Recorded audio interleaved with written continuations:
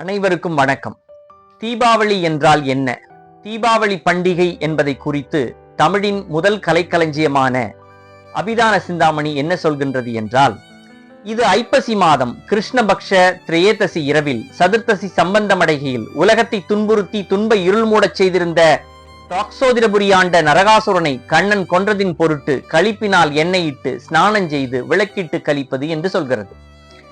இது ஐப்பசி மாதம். ஐப்பசி மாதம் என்றால் உங்களுக்கு தெரியும், கிருஷ்ணபக்ஷ திரேதசி. திரேதசி என்பது 13ஆம் நாளை குறித்தது. கிருஷ்ணபக்ஷ என்று ஏன் சொல்கின்றார்கள் என்றால், 13, 14 அடுத்தது 15வது நாள் அமாவாசை வந்தால் அது கிருஷ்ணபக்ஷியாகவும், பௌர்ணமி வந்தால் அது சுக்லபக்ஷியாகவும் சொல்லப்படுகிறது.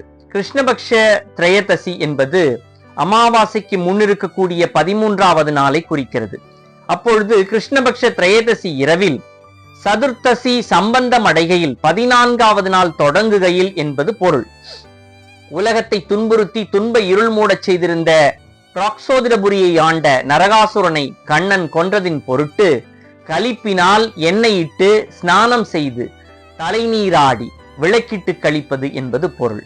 தீபாவளி என்றால் உங்களுக்கு தெரிந்திருக்கும். நம்முடைய கலைக்களஞ்சியம் இப்படி சொல்கிறது.